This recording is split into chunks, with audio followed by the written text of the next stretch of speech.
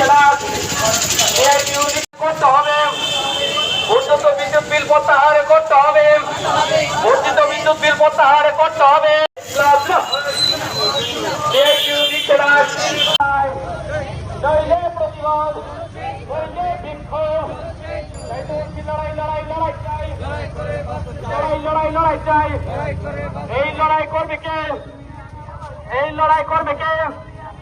ইনকলাব জিন্দাবাদ, ইনকলাব জিন্দাবাদ। সিআইটিইউ দিচ্ছে ডাক, সিআইটিইউ দিচ্ছে ডাক। সিআইটিইউর ডাকে আজকের মিছিলে দলে দলে যোগ দিন। অবিলম্বে সমকূট বাতিল করতে হবে, অবিলম্বে সমকূট বাতিল করতে হবে, বর্ধিত বিদ্যুৎ বিল প্রত্যাহার করতে হবে,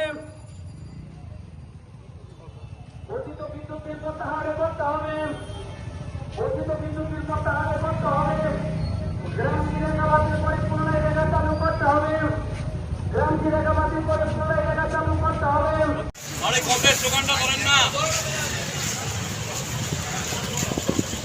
সবাই নিয়ে আসলে একসাথে বর্ধিত বিদ্যুৎ বিল প্রত্যাহার করতে হবে, বর্ধিত বিদ্যুৎ বিল প্রত্যাহার করতে হবে। গ্রাম জিরেগা বাতিল করে পুনরায় রেগা চালু করতে হবে, গ্রাম জিরেগা বাতিল করে। সিআইটিইউ দিচ্ছে ডাক, সিআইটিইউ দিচ্ছে ডাক। আজকে গণটি প্রশ্নে দলে দলে যোগ দেন। সিআইটিইউটাকে আজকে বিক্ষোভে দলে দলে যোগ দেন। সিআইটিইউটাকে আজকে বিক্ষোভ মিছিলে দলে দলে যোগ দেন। বিক্ষোভ মিছিল থেকে আওয়াজ তুলুন। অবিলম্বে নয়া শ্রমকোট নীতি বাতিল করতে হবে, অবিলম্বে নয়া শ্রমকোট নীতি বাতিল করতে হবে।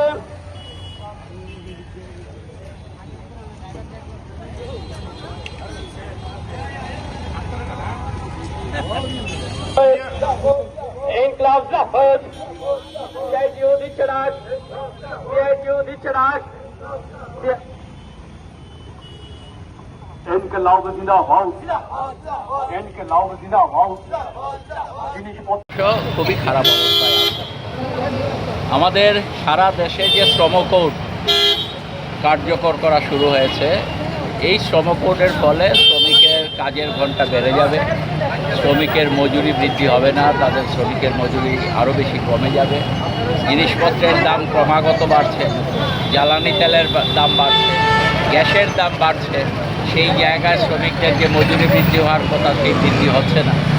আমরা দেখছি শ্রমজীবী মানুষের উপর আক্রমণ ক্রমাগত নামছে, বিদ্যুতের বিল বাড়ছে, নতুন করে সেখানে বিভিন্ন ধরনের চার্জ সেখানে ঢুকিয়ে দেওয়া হচ্ছে। বিদ্যুতের তো যা চার্জ সেটা নেওয়া হচ্ছে, এর বাইরেও আরও 4-5 রকমের চার্জ ঢুকিয়ে দেওয়া হচ্ছে।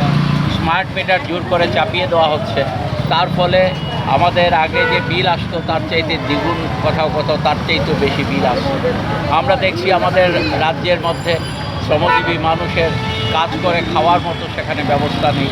আমাদের রাজ্যের শ্রমজীবী মানুষরা তারা বাইরে চলে যেতে বাধ্য হচ্ছে। আমাদের রাস্তাঘাটের অবস্থা খুবই খারাপ। জাতীয় সড়ক দিয়ে চলাচল করলে পর মনে হয় এখানে ধান উৎপাদন ভালো হবে, রাস্তায় চলাচলের চাইতে এরকম একটা অবস্থা গিয়ে দাঁড়িয়েছে।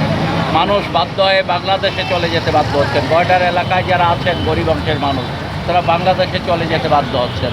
তাহলে এইরকম একটা অবস্থায় দাঁড়িয়ে আমরা আজকে এখানে নারীদের কোনো নিরাপত্তা নেই, আইন শৃঙ্খলা বলতে একেবারে তলানিতে। এখানে লুটপাট এমন পর্যায়ে গেছে যে সেখানে লুটপাট করতে গিয়ে একই দলের লোক একজন আরেকজনকে খুন করে ফেলছে। কোনো রকম এই রাজ্যে আইনের শাসন আছে বলে কোনো কিছু বোঝা যাচ্ছে না। তাহলে শ্রমজীবী মানুষের এই অবস্থাতে দাঁড়িয়ে আমরা রাজ্যে এই আওয়াজ তুলতে চাইছি যে না, অবিলম্বে এই সমস্যাগুলো সমাধান করা হোক। আর আমরা আগামী 10ই আগস্ট জেল ভরো কর্মসূচির মধ্য দিয়ে শ্রমজীবী মানুষের এই দাবিকে সারা ভারতবর্ষে ছড়িয়ে দেওয়ার জন্য